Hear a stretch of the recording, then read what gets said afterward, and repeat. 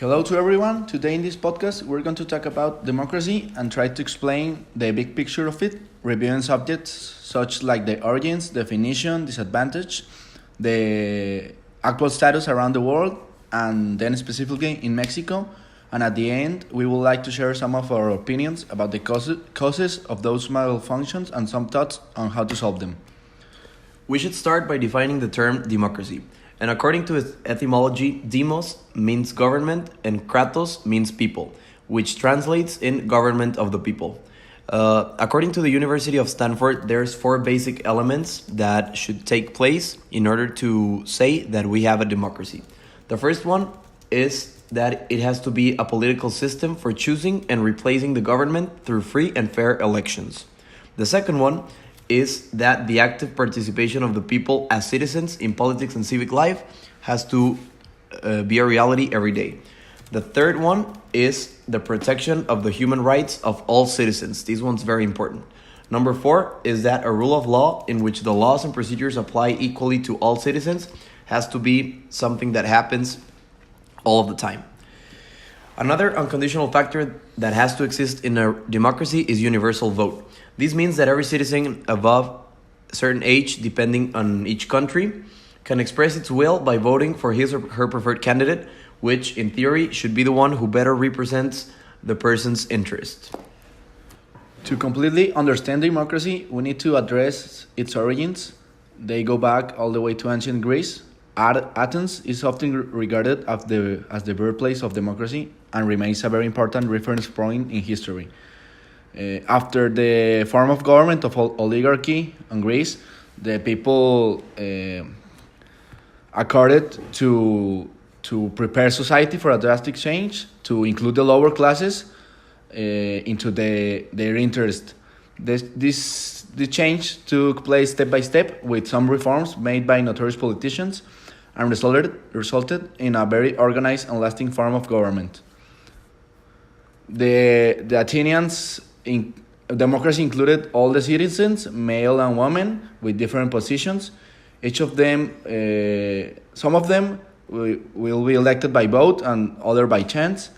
The position was considered an honor and a big weight to live with, but this type of government is very, very different from the type of government we have right now at the actual countries.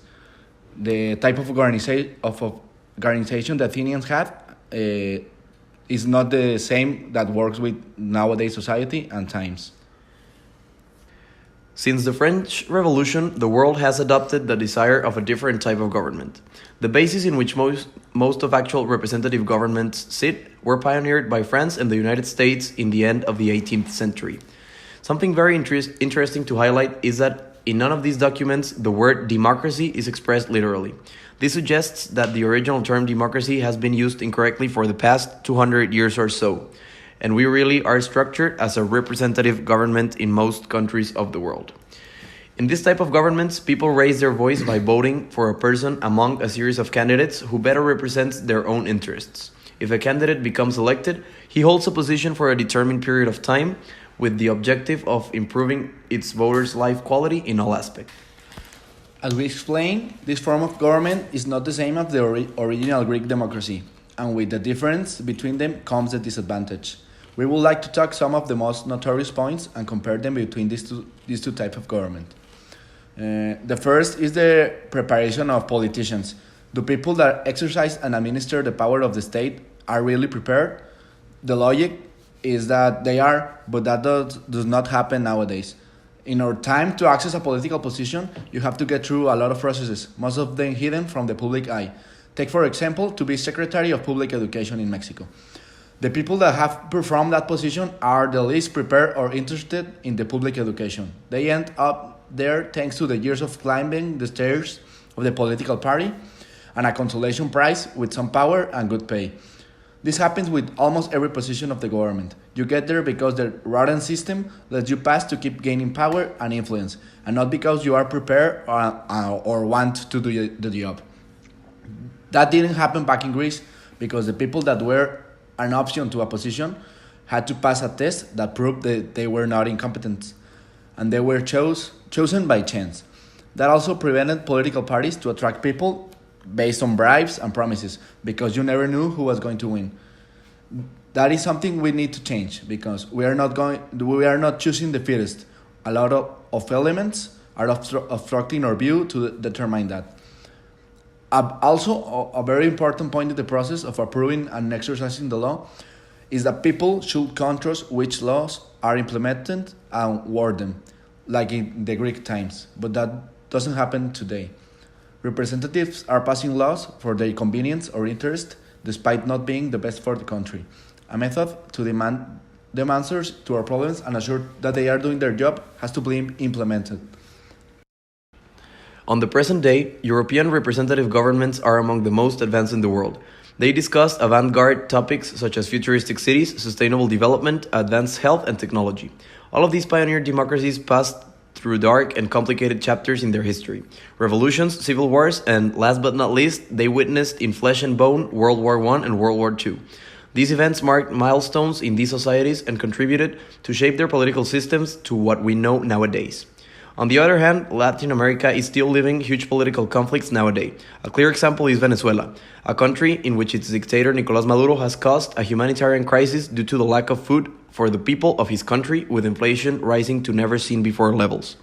Another not-so-recent example was the dictatorship of Chile from 1973 to 1990, where his leader of the armed forces, Augusto Pinochet, took control of the presidency. This conflict was reflected in the systematic violations of human rights committed by the dictatorship, registering at least 28,259 victims of political prison and torture, 2,298 people executed, and more than 1,200 missing persons. By mentioning these examples, we want to make the statement that probably this region of the world has not yet experienced all of the milestones necessary for a real transformation of the political systems of the countries that conform it. This means that we are just in time to start implementing a new model of government that sticks to the principles established by the Greeks, because that system is the real way to give the power to the people. Next, we will propose how could it be implemented in Mexico using its current political structure and making some adjustments for the good of its population. We think the biggest problem of Mexico's political system is the lack of a way to demand politicians to do their job the best way possible and to try to give priority to the interests of the country. That could be achieved by implementing a structure of evaluation, technical and psychological, to prove that the candidate or the person that wants to occupy a position is fitted and prepared for the job. If we implement those filters, the reaction will probably help to fix other problems. For example, putting a teachers with a PhD and former director of some prestigious university at the command of the SEP is going to focus on the problems that need to be solved in that area and not in gaining power to jump to a higher position. The same will happen with the Secretary of Economy, Treasury, and External Relationships.